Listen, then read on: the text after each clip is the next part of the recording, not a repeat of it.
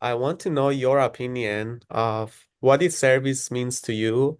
I watched some of your lectures where you talk about, of course, serving God and, you talk about love in a marriage setting, that part. But first, I'd like to know your opinion about what serving means to you personally. Serving means putting someone else before yourself. If you do what you do because you like it and you enjoy it and you think it's good, you're not serving, you're just enjoying.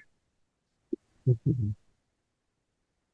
Serving means you step beyond yourself and you do for the other before you do for yourself. So it involves going out of your comfort zone. If you never leave your comfort zone, you're not really connecting to another. You're throwing them favors from a distance, Mm. but you're keeping yourself apart. So service means connecting, and connecting means go out of your comfort zone to meet the needs of another person. And that means putting them first, because for yourself, you wouldn't do this. Mhm.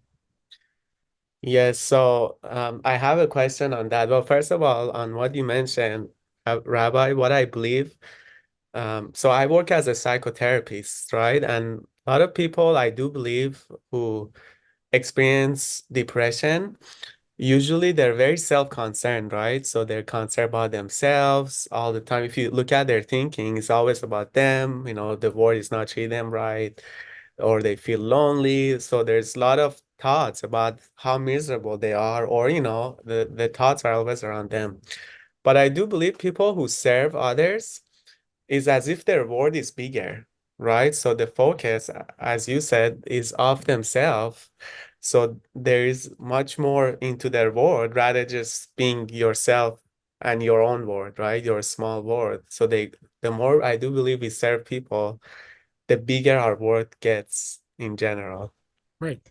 And the less chance of getting depressed. And that really helps with that as well. There is actually a book, Rabbi, that called Why Good Things Happen to Good People. Because, there's that always thing that people ask, oh, I wonder why bad things happen to good people. And it exactly talks about that. And there are a lot of research that shows when we serve people, we become sometimes even more happier than them. And it Yes. helps with our physical health, with our mental health, with us living even longer. It really affects us on so many different levels. I think something you mentioned, Rabbi, which I want to know more, and I'm curious to know your opinion.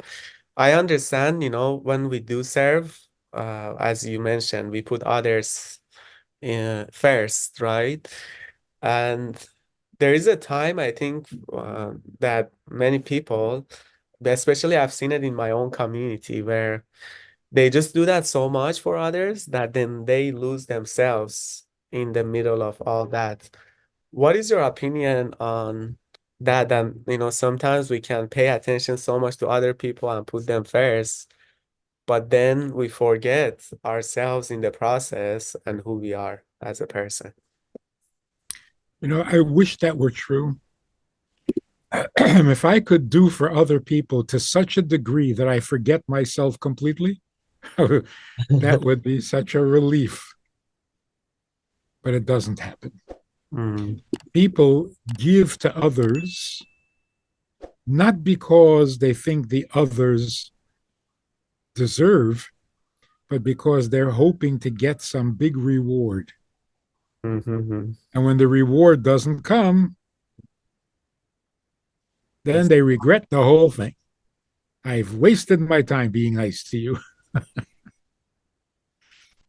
Actually, a husband in marriage counseling, a husband actually said to me, I have been nice to her for 8 years. And what have I got to show for it? Mm, So, well, what should you have to show if you're nice to your wife for 8 years?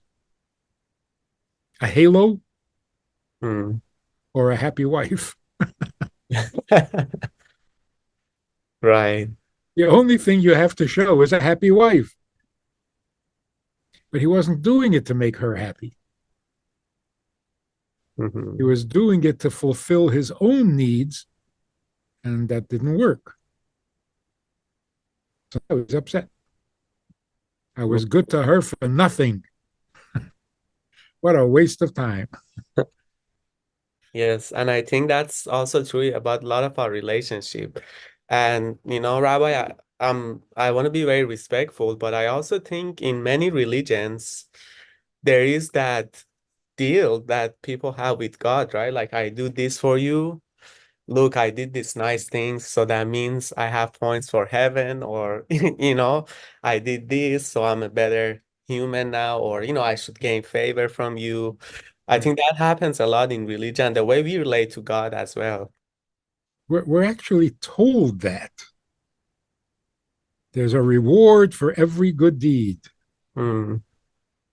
So it's like I give you a compliment and then I wait. Well, give me a compliment back. Yes. So I do something for God, I obey his commandments, and then I sit and wait. Okay, your turn. Yeah.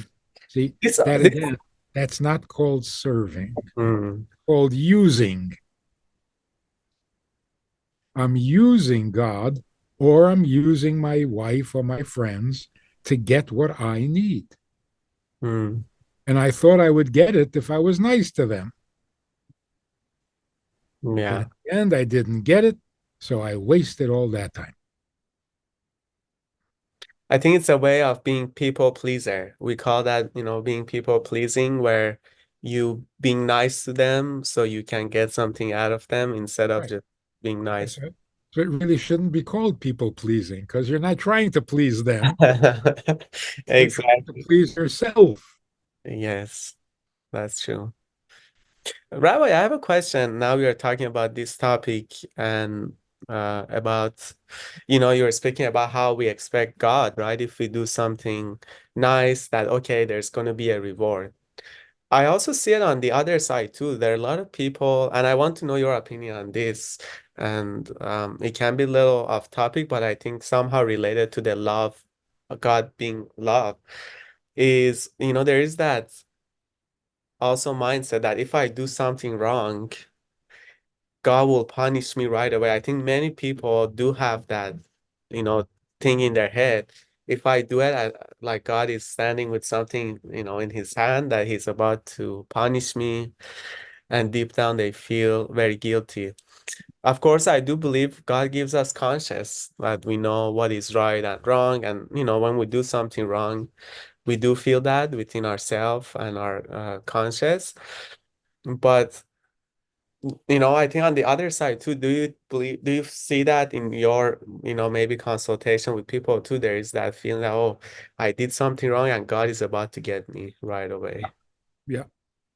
And then if God doesn't get me, oh, so I guess it's not so bad. I'll do it again. Hmm.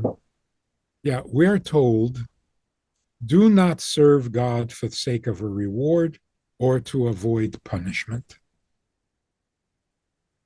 But you see, there's a difference between conscience and survival instinct. If I avoid sinning because I don't want to go to hell, that's not my conscience. That's my survival instinct. Hmm. I don't want to die. I don't want to suffer. That's not my conscience. That's my fear, my self defense. Conscience means I did something wrong, not something dangerous. And in the world today, we are not educated Hmm. with the idea of wrong. Everything we do is based on consequence. Don't do this because of that. How about don't do this? It's wrong. Hmm. Yeah, so what's going to happen if I do it? Nothing. Don't do it because it's wrong, or do it because it's right. Why do you need to be bribed with a Mm, reward before you'll do something right? And why do you have to be threatened with punishment before you stop being bad? Bad is bad. Why? Because I'm going to die? No, that that would be good. mm, No, what you're doing is bad. Yeah, well, what are you going to do about it? See, that's not a conscience. That's a person without a conscience. If there's no consequence, then I don't care. mm. That's a person without a conscience. Yeah. And go ahead, please. So Uh, the emphasis on reward and punishment is way out of proportion. There is reward, obviously, and there is punishment. But you're not punished for every bad thing you do, and you're not rewarded for every good thing you do. There's a judgment. God weighs the the volume of your goodness and the volume of your evil collectively. Do you do more good than bad or more bad than good? If you do more good than bad, then you're rewarded. If you do more bad than good, then you're punished. mm, But it's not like you sinned, get a punishment. You did something right, you get rewarded. Like, I'll give you $1. Oh, I'm taking back the dollar. yeah. That's nuts. So you're judged and you're punished or rewarded according to the weight of your behavior. It's like a balancing scale. All the good is on one side, all the bad is on the other side. Whichever one is heavier determines whether you deserve punishment or reward. If you enjoyed this conversation or this topic and you're looking for more information, or you want to hear it again from another angle, there is a way to do that. And that is in this book. It's all there. Order it from Amazon. You can read it, reread it, and share it.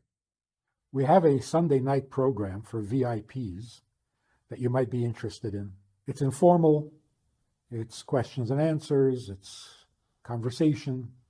It's really relaxed, it's really pleasant, enjoyable, informative, and kind of community like. It's a Sunday night program, there's a Wednesday morning program for the VIPs, and there's a Wednesday night program. All of it just conversation, casual, laid back, unscripted. So join us, take a look, click the link below, and see which of the three suits you best, and join us for some enjoyable conversation.